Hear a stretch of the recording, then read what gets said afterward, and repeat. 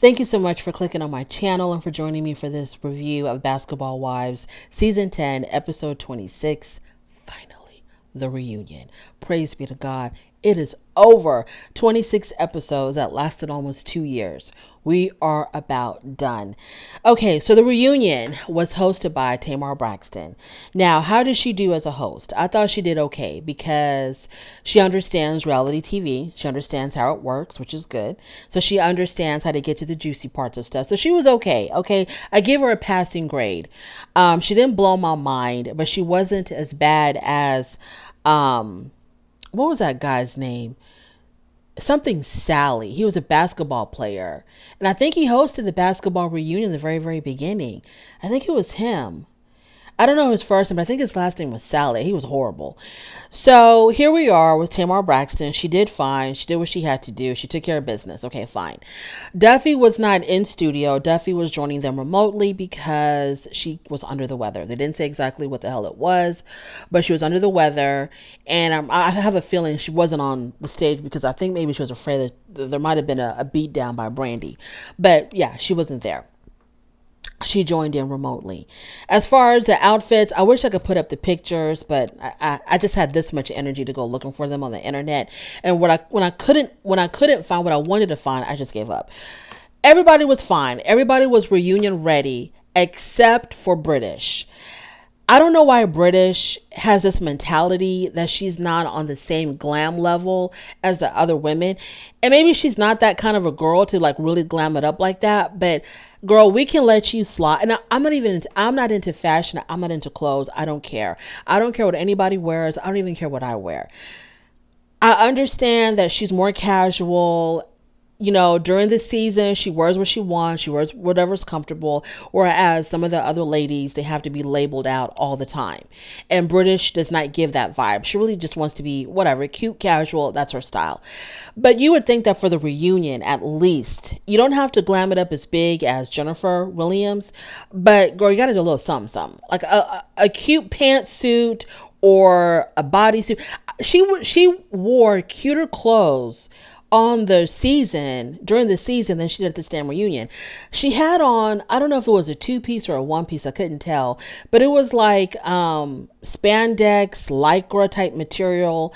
And it was like I don't know if it was a bodysuit or a pants and a top, but she looked like she was going to she was going to go work out, or she came from working out. She looked like she just came from taking a walk, or just came back from the gym, or just came back from hiking. It looked like some type of an athletic wear type of thing. That's what it looked like to me. Now, your girl Brooke, she was labeled out. I think it was Coco Chanel. Was that what it was? Was it Chanel? But and I understand that this is it could have been haute couture. I don't know. I know it's very expensive, something I could never, ever, ever afford. But the material and the way it looked more casual than glam for a reunion. I guess I've been spoiled by the Real Housewives, because on the Real Housewives of whatever franchise, they are going to be glam. The reunion, they're going to bring it. They're going to bring it for the reunion. So maybe that's what kind of threw me off, because I'm so used to the Real Housewives and how they bring it on their reunions. I wasn't ready for the casualness of Basketball Wives. And I've seen plenty of Basketball Wives reunion, but the show is so sporadic. I forgot how casual they are at their reunions. But everybody else was fine. Okay, moving on. So let's talk about Jen and Jelani. They are no more. Jen and Jelani broke up, and I'm surprised because, I thought they were getting along really well. He probably got sick and tired of the show and her talking about the show all the time. I don't know. Or my real assumption of why Jen and Jelani broke up, I think they broke up because Jelani just can't afford Jen. He cannot afford Jen. Jennifer has a very princess mentality. She deserves the very best, and she needs a man who can give her the very best.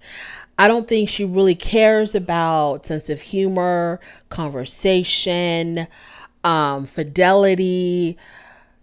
All she wants is a man with a lot of money who can spend it on her, so that she can post pictures on Instagram to show how much money her man has. I think that's the only thing that Jen cares about. And Jelani wasn't it, because he was like a regular schmegular guy. I think it was like a regular guy, had a regular job. And I was like, as soon as I knew that they were together, I had always said that man cannot afford Jen. He can't. She needs a man with money. And I think she only stayed with him on the damn show so that she can have a +1 at these events that they go to.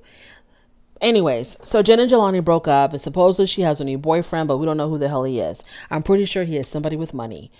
No Malaysia. Malaysia did not show up for the reunion. When she said she was done, she was done. So Malaysia was not there for the reunion. Jen says that she does not regret airing out that Malaysia was in foreclosure. So they talked about that for quite a bit, for a few minutes. They talked about Malaysia and whether or not she was actually in foreclosure and words to proof, etc., etc. Nobody had any proof, but, Jen is sticking by her story that Malaysia lost her home to a foreclosure. And so Tamar Braxton says, do you regret, telling that girl's business on TV? It didn't come from her, so she wasn't ready to tell it to the world, but you went ahead and you blabbed about it. Do you feel bad about that? And Jen was like, no, I don't feel bad about that. She said, this is a reality TV show. We have to be transparent. We have to be real. Her bankruptcy is a real part of her life that she should have been talking about. She should have brought it up. She needed to be transparent. You cannot be on a reality TV show and only want the good side of your life shown. You got to show the good, the bad, and the ugly. And so then Jen kind of cleaned it up a little bit, and she says, I regret her losing her home. I feel bad about that, but I don't regret talking about it. Okay. In the beginning of the reunion, Brandy and Duffy still had tension, even though when the show ended, it seemed like they had made up. So that was kind of confusing. But I might as well just talk about it now. Brandy said that when she went back to watch the show, she saw all the shade that Duffy was throwing at her and how Duffy stood 10 toes deep about no loyalty, or didn't feel like she had to be loyal to Brandy, because she got to hear more. And British told her more that wasn't shown on TV of what Duffy had said about not being loyal to Brandy. And so then that put Brandy right back into her angry spot with Duffy. And that's why they came on the reunion really not seeing eye to eye on much. Let's talk about Brandy. So Brandy, her husband and son did move to LA, and for now it's like a permanent move. And she said that another reason why they decided to stay in LA was because her son is going to be needing open heart surgery. He's going through something right now. He's going to have major surgery on his heart. So she asked for prayers, which we will give in abundance. And so that was really sad. And Duffy had no idea. So Duffy kind of felt bad that she was the last one to know about Jason Jr.'s surgery. And Brandy said, well, when it comes to my son and his medical issues, my initial reaction isn't to get on the phone and call Duffy. I'm trying to deal with my son. So everybody knew about it before the reunion other than Duffy. I think that this was the first that Duffy had heard about it. So let's move on to Brooke. So Brooke decided to go through with her divorce. They asked her, where do you and your husband stand right now? And she said that she did file the divorce. She even brought out the paperwork. She says she decided to go through with the divorce. I don't know if it's been final yet, but she went through with the divorce. And as far as she's concerned, her and him are now divorced. When her daughter passed away from that tragic car accident, she said that her husband and his family were really there for her, and that her and her husband will always remain friends. They're in a good spot, even more than friends. She's like, or friends with benefits, because she talked about how, we spend a lot of time together, even though we're divorced. We're really good friends. We still care about each other. And when we want to do that thing, we do that thing, so they're still hooking up here and there. But as far as like being in a marriage, she said that's over. And no one knew that she had gone through with the divorce. Everybody on stage was very surprised that she had gone through with it. She took off her rings and she put on another ring with a heart on it, and it said F off. So I thought when she put that ring on her ring finger that said F off, I thought it meant that was like directed towards her ex-husband. But I don't know who or what that's directed to, because she says her and him, they're still really good friends. Brandy told Brooke that, whatever you do, whatever you decide to do, I'm happy for you. We're here to support you. We love you, et cetera, et cetera. So nobody gave her any grief about the divorce. She did whatever she wanted to do that was going to make her happy. So everybody supported her. So then we move on to Jackie and Jennifer. So Jackie says that because Jennifer was accusing Jackie of lying about her. And one of the lies that Jen accused Jackie of telling was the situation with the car. Jen says that her ex stole her car. And Jackie says, had said that Jennifer was lying. Nobody stole her car, where the ex didn't steal her car. So Jen was upset about that because she thinks it could affect her lawsuit against her ex when Jackie's going around saying that Jen is lying about having her car stolen, or that the ex stole her car. So Jackie says, I have no reason to lie on Jen. She goes, Jen, who is Jen to me? Jen is nobody to me. We're not even in the same tax bracket. I was like, oh, okay. So then Tamar Braxton asked, when exactly did the breakdown happen between you and Jackie? And Jen, I forgot what Jen said, but Tamar cleared it up and said, you know what, I think it really began when you made fun of Jackie's real estate career. And that's where it really began, because Jackie says she takes her real estate career very, very seriously because she wants to help our people to get out of oppression, to get away from oppression, to, be homeowners, etc. And so she takes her real estate seriously.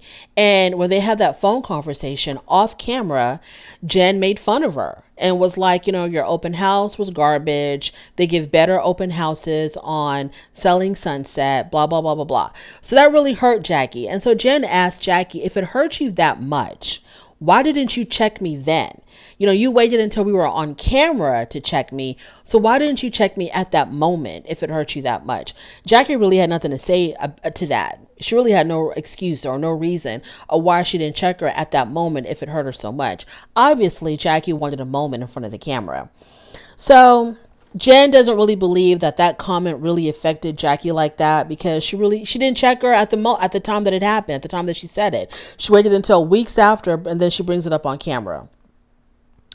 So Jackie was saying something about, wanting everybody to get along or wanting to be friends or something like that. And so Brooke was like, you know what, I'm gonna have to stop you right there, Jackie, because I don't believe you for a second. She said that when my daughter passed away, everybody here reached out to me except you. And when she said that, I was shocked, because Jackie is always in somebody's business. And so I would think that when her daughter passed away, that Jackie would have been one of the very first people to show up on Brooke's doorstep. But Brooke said Jackie did not reach out to her. Jackie did not send her a card, a flower, a nothing. Jackie was radio silent when Brooke's daughter died. And Jackie's excuse was that, I didn't know what to say, Brooke. I didn't know what to say in that moment. And then Brooke said, nobody knew what to say, but they still reached out. Nobody knows what to say in a moment like that, but people still reached out to show that they cared, to give their condolences. And so Jackie was like, well, I was just going to allow you to, have your moment, to have your time to process everything. I wasn't just going to bombard you. And I was like, what is really going on here? Because you would think that when something like that happens, especially because not only was this Brooke's daughter, but Brooke's daughter was a part of the show. We saw her periodically, and I think we saw her once in the second half of season 10. I don't remember about the first half, but for sure we saw her because there was a scene where Brooke had gone home to talk to her dad, and I think her daughter was there in the living room. So there was a scene there with her daughter, and probably in previous seasons there have been plenty of scenes with Brooke's daughter. So you would think that in a moment like this, when Brooke lost her daughter so suddenly, so unexpectedly, that Jackie would put show aside, whatever. If her and Brooke didn't have any beef during the season, so there was no beef between them at all. I don't know what the hell could have kept Jackie away from giving her condolences to Brooke. I can't even begin to fathom what possible reason Jackie could have to not reach out to Brooke. Even if not at that moment, as soon as it happened, but at some moment, you would think that she would have reached out at some time, anytime before the damn reunion. She would have reached out to Brooke. But Brooke says she heard nothing from Jackie. And so Jackie talking about friendships and sisterhoods and mending relationships, Brooke was like, that's a lot of BS because you showed no friendship to me when I lost my daughter. I was really surprised about that. So when Brooke was naming all the people that were there for her, she was like, Brandy was there for me. Duffy was there for me. British was there for me. She did mention Angel, but Angel felt the disgusting need to go, I reached out to you. Don't forget about me. And I'm like, Angel, what? Sweetheart? She's talking about the death of her daughter. And, she's going down the list. She's just naming, whatever comes to mind. She's naming whatever name comes to mind of the people that reached out to her. Of course, she didn't say every single name. But because she bypassed you or forgot to mention your name, it was really ugly, disgusting, and crass for you to be like, with a smile on your face and you're giggling, I reached out to you too. Don't forget about me. I was so disgusted by Angel when she did that because this is not the time. It is not the time to try to be included in something involving the death of your castmate's daughter. It's not a competition. Okay. She's not yelling. She's only yelling at Jackie for not reaching out. She's not yelling at you. So obviously we know that you also had reached out to her because she's got serious beef with Jackie for not reaching out. So she's not mentioning you, for not reaching out. So why do you feel the need to shout that out? I was really disgusted by Angel. Angel has not been my favorite at all since she showed her face on this franchise. I have not been a fan of Angel because I think she's useless. She doesn't add anything to the damn show, period. So when she did that, I was just like, the amount of dislike that I had for her, like it multiplied by 10. And I'm like, oh, I'm really done with her now. That was disgusting for her to want to be included in the people that reached out to Brooke when her daughter tragically passed away. Anywho, moving on. So, someone had said, I think it was Brandy. Brandy had said, Jackie, as the matriarch of the group, because you call yourself the matriarch, the leader, whatever, you would think that, you would have been the one to probably even not just reach out to her, but even like arrange something for all of us to get together and do something for Brooke. Brooke even said that people in production reached out to her, but Jackie didn't. So Brooke and Jackie, they start going back and forth. They start exchanging, very heated argument. And Brandy was telling Tamar, to stop the fight, do something, stop them. And Tamar was like, girl, this is good TV. She didn't say that, but she didn't stop them. And the look on her face was like, are you kidding me? This is good TV. So Brooke and Jackie, they're arguing back and forth. They're going at it. And then Brandy got up from her seat and she tried to sit in between. But, they got these BBL booties. She could barely fit in that damn seat, in that little space between. Because Brooke's got a BBL booty. Brandy's got a BBL booty. So you got these two massive booties trying to squeeze together on this already very limited couch. Because you got British, you got Brooke, you got Jackie. And then here comes Brandy with her BBL trying to squeeze in. She didn't fit, needless to say. This is not saying anything about her body. I'm just talking about the BBL butts, okay? These manufactured butts. So Brandy tries to fit in there, trying to get in between Jackie and Brooke because she thinks that they're going to start throwing blows. And Tamar was like, no, let them talk because I think Brooke wants to let it out how she feels and about how Jackie treated her. So Brandy goes back to sit down on her side of the couch, on her side of the stage. And so, yeah, she, it was fine. Nobody threw fisticuffs. Nobody put hands on one another. So it was fine. And I like the fact that Tamar allowed them to, let it all out. There was some, okay, so then let's talk about Jennifer. Let's talk about Jennifer. Oh, another thing. They went to break. So after the fight between Brooke and Jackie, they go to a break and they go back into their dressing rooms. And so we see them, freshening up for the next scene, for the next segment in their dressing rooms. And Jackie says that she doesn't understand why Brooke is getting on her case about not reaching out. She doesn't get it. She's like, and another thing, this is what Jackie says. She goes, and another thing, if my daughter just died, I wouldn't even be on the reunion. I'm going to leave that where it's at. Now let's move on to Roomgate. Okay, so they talked about the whole situation when the women went out to go see Jackie in Sacramento and how Jackie did not give Jennifer a suite like she did everybody else. She gave her a deluxe. And so Tamar was like, "Is it true that you're not a deluxe kind of girl?" And Jennifer was like, "Yeah, I am not a deluxe kind of girl. No, that's just not me. And I know she gave me that room on purpose." And Jackie said, "I did not give you the room on purpose. I had nothing to do with the arrangements of the room." Nobody believes that. So Jen says that she's an OG of the show and that none of them would be sitting there on Basketball Wives if it wasn't for her, because she was an OG. She started, the very first season of Basketball Wives when it was still in Miami. That's how long Jennifer has been with the show. So she goes, "Y'all wouldn't even be here if it wasn't for me." So now that you have removed Shawnee and Evelyn, and Jackie has faded away, and because Jackie wasn't her normal self on the reunion, because Jackie can get real hyped up, but she was very laid back. She was very like low key, low energy. So now she's fourth in line. So now Jennifer has the energy, right? She's got the spunk now to talk about how I'm an OG and y'all wouldn't be here if it wasn't for me. Now she's got all that bravado because there's nobody to check her. There's nobody to shut her up.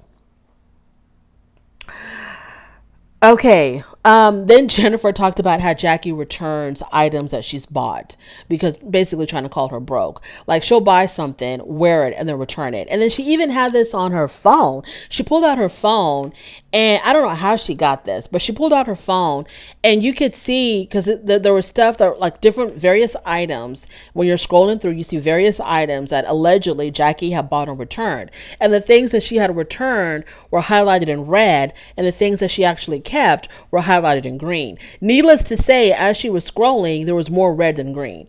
And so Jackie was like, "Well, you've never bought anything and returned it?" They were like, "Not after wearing it." Anywho.